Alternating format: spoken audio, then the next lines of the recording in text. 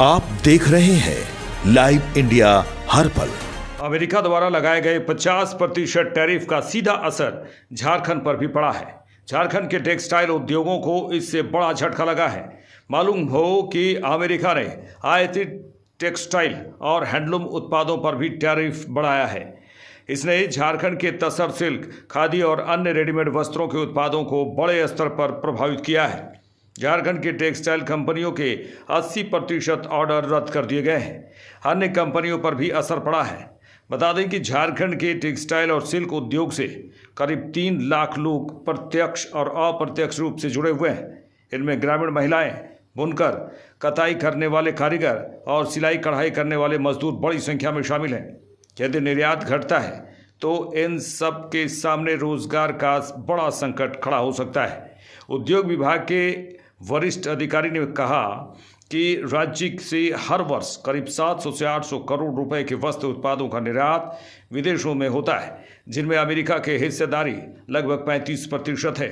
यह वही सेक्टर है जिसने राज्य की ग्रामीण अर्थव्यवस्था और विशेषकर महिला कारीगरों की आजीविका को दशकों से संबल दिया है। ओरिएंट क्राफ्ट की रांची के खेलगांव स्थित रेडीमेड टेक्सटाइल फैक्ट्री में अमेरिका के लिए जे क्रू पोलो और डिक्स के रेडीमेड गारमेंट्स तैयार किए जाते हैं। यहाँ 3000 कर्मचारी हैं, जिनमें 90% महिलाएं हैं। कंपनी के अधिकारी भूषण जी बताते हैं कि टैरिफ बढ़ते ही 80% ऑर्डर रद्द कर दिए गए। 20% माल यूरोपियन देशों के लिए तैयार होता है। हर साल 100 करोड़ रुपए से अधिक का निर्यात केवल अमेरिका को किया जाता है। ऑर्डर रद्द होने से इसका सीधा असर फैक्ट्री पर पड़ रहा है। फिलहाल किसी की छटनी नहीं की गई है। घरेलू डिमांड की खोज में कंपनी है। यदि नहीं मिला तो फिर विवश होकर छटनी करनी पड़ सकती है। झारखंड विशेषकर अपने तसर सिल्क उद्योग के लिए जाना जाता है। तसर सिल्क यहाँ के हजारीबाग, गोड्डा, दुमका, सरायकेला खरसावा और साहिबगंज जिलों में बड़े पैमाने पर तैयार किए जाते हैं। राज्य में हजारों परिवार पीढ़ियों से सिल्क उत्पादन और बुनाई से जुड़े हुए हैं। इसके अलावा खादी, हैंडलूम और हस्तकरघा आधारित वस्त्र भी झारखंड की पहचान है। इन उत्पादों की सबसे बड़ी मांग अमेरिका और यूरोपीय देशों में होती रही है। अमेरिका द्वारा लगाए गए 50% टैरिफ का सीधा असर झारखंड पर भी पड़ा है। झारखंड के टेक्सटाइल उद्योगों को इससे बड़ा झटका लगा है। मालूम हो कि अमेरिका ने आयातित टेक्सटाइल और हैंडलूम उत्पादों पर भी टैरिफ बढ़ाया है। इसने झारखंड के तसर सिल्क, खादी और अन्य रेडीमेड वस्त्रों के उत्पादों को बड़े स्तर पर प्रभावित किया है। झारखंड की टेक्सटाइल कंपनियों के 80% ऑर्डर रद्द कर दिए गए हैं। अन्य कंपनियों पर भी असर पड़ा है।